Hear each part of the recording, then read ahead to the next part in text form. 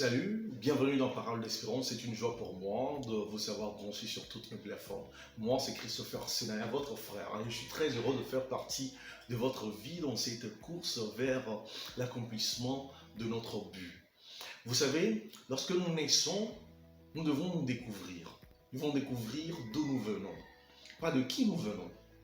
Nous devons découvrir où nous sommes, par là où nous sommes placés. Nous devons découvrir où nous allons, pas vers où nous courons forcément. Parce que le but de notre existence est de remplir l'objectif pour lequel Dieu nous a créés.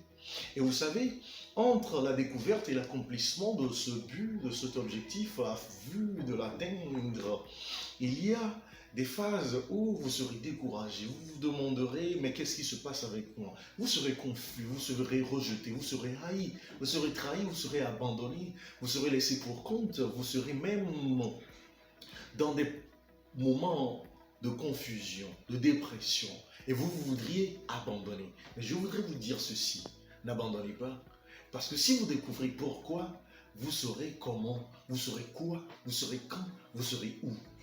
Et vous saurez avec qui. Parce que celui qui est en nous est plus grand que celui qui est dans le monde. Nous ne courons pas vers un but comme ceux qui recherchent les gains et les honneurs de la terre, mais nous courons pour atteindre un but plus grand, une grandeur qui n'émane pas de la folie, car celui qui nous a créés a un plan pour notre vie. Vous savez, parfois l'enthousiasme est dénudé de sagesse. Et nous faisons ce que nous ne devons pas faire, nous commettons des actes auxquels nous devons faire face aux conséquences.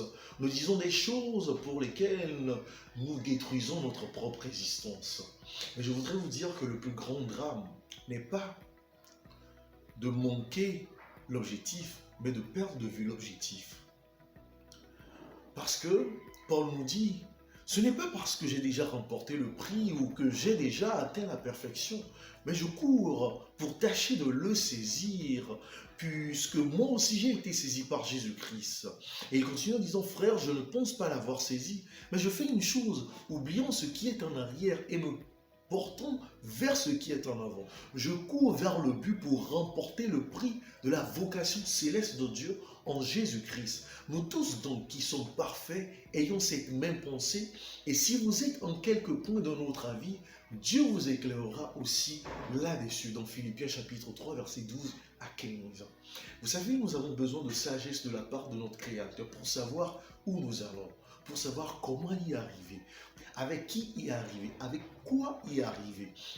Et surtout, lorsque vous faites face à l'incertitude, à la confusion, au rejet, à l'abandon, à la trahison, ne manquez pas de vous ressourcer auprès de votre Créateur. Parce qu'il ne vous abandonnera pas si vous ne l'abandonnez pas. Il saura quoi vous dire, il saura comment vous faire porter sur ses ailes, il saura comment vous donner une nouvelle lancée, une nouvelle propulsion. Car le but est si grand et l'objectif est encore à réaliser. Parfois, nous faisons des choses folles, dans des moments de folie de grandeur. Et c'est pour cela que nous devons toujours nous demander comment y arriver. Et c'est avec Dieu seul que nous pouvons y arriver. Et si vous doutez, et si vous êtes confus, je voudrais vous rappeler ceci. Vous n'avez pas commencé pour échouer. Vous n'avez pas commencé pour abandonner. Vous n'avez pas commencé pour ne pas y arriver, pour ne pas réussir. Telles sont les paroles que je vous amène aujourd'hui. Et que Dieu vous bénisse au nom de Jésus-Christ.